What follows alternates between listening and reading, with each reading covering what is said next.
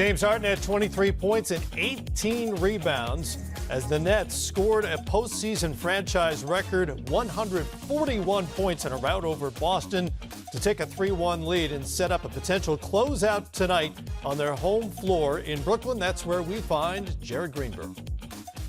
As the attention turns from off-the-court fan behavior back to what's happening on the court, the Nets look to win and advance to the second round, while self-admittedly still attempting to find the best version of themselves. Steve Nash has been able to use this series to figure out lineup combinations, preparing for what they hope is a long playoff run, obviously with championship aspirations. And it starts tonight as this group experiences their very first closeout opportunity. We have so many efficient players on the roster where, we need to, have a sense of urgency in terms of valuing the possession and not just having empty ones. And, I felt like we did that offensively the other night.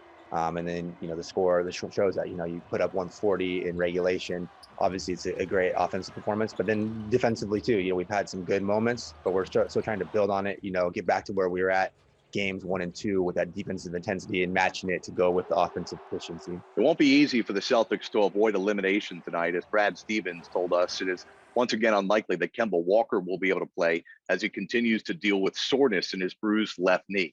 Covering the Nets and Celtics right next to the Brooklyn Bridge, I'm Jared Greenberg.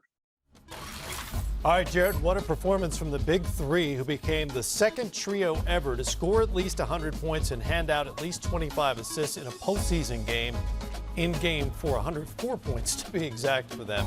And LA, when you think about that formidable trio, your old teammates there in Brooklyn, how do you slow them down? Can you slow them down? I don't know. That's the question. Talented guys, man. It's tough. I think, when they all three have it going, it's tough. And they have 3 guys that can make tough shots all night. They got 3 guys that's, not scared of the moment. We got KD, he's a cheat code. So, I don't know. I think you just got to try to make their shots tough and, just cross your fingers. Boston offensively is overmatched, obviously, in this series against Brooklyn. I'm going to go back to you because you were there. You hear the word defense or some form of it a lot in the post-game comments from the Nets. They're not a great defensive team. I think we can agree on that for the most part. In how many games and how many situations will they have to be better if they're going to reach the NBA Finals? First of all, I'm biased, so I would say they're amazing at defense. I was just there, so you were saying I was bad too. Amazing at defense. Yeah, of course they are. But no, definitely have to. I think that's the first time I've heard that assessment. I'm going to come in here biased. That's fine. You're supposed to. We want you to. So when I was there, y'all were calling me terrible too then, huh? You weren't there long enough to really assess. There's no I in team. Okay. But no, I think that they definitely have to tighten up the weak side. I think they do a lot of switching, so I think that has to be cleaner. But other than that, it's just about competing out there. And those guys will. What do you make of what you've seen so far from Brooklyn? Amazing offensively. Yes. I'll agree with that word, yes. Amazing. Yes. And so one thing as I look at it is I think, sometimes you see a lot of isolation, one-on-one play. It's not getting them in trouble. And the reason why I say that, because you have these 3 guys that you can't come off and double. And obviously those guys have been used to playing against just 3 guys, and he gets a chance to get a layup out of this situation. So they've used to, as guys been the first option on their teams.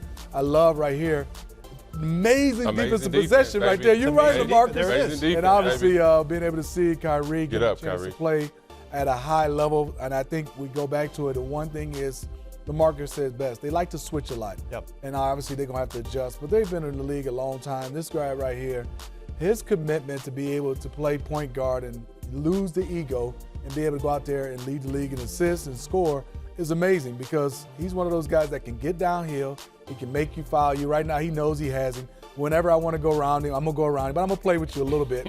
And he's going to take that bump. And what I'd love is, in all playoff teams, you always try to find a guy that you can foul at the end of the games. These guys all shooting 85 plus. Yeah. And he said cheat code, and the reason why he's a cheat code, Marcus is right. I just have to ask the question, is he taller than you? About the same height, man. That's why he's a cheat code. It is unreal to me to watch him at that size, because this is good defense.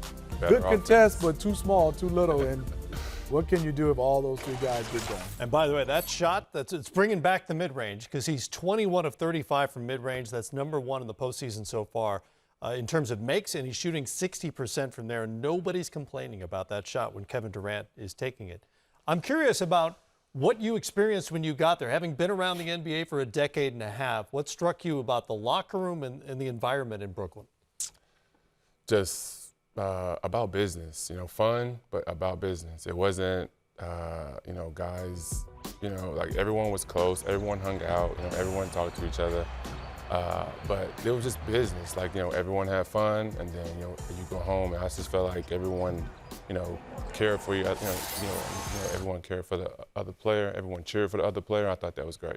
LaMarcus, and everybody's talked about it. It's big news how these three guys are going to play. They haven't played a lot of minutes together. I want to take it to Steve Nash, a first-year coach. Yeah. He hadn't got a chance to have all those guys together. Tell me the job he was doing in the time you had spent there, and how was he adjusting not having those three guys? It was tough on him, I feel like, because, he's balancing a lot, and then I came in, and then it was even more to balance, But he's been great. I think, he has a great open relationship, with those guys. They talk back and forth. I feel like they all feel confident going to him or Sean. I feel like that's why it's all working out, because it's no backroom talking or, or behind your back. It's, everyone's up front. I feel like that's making it work.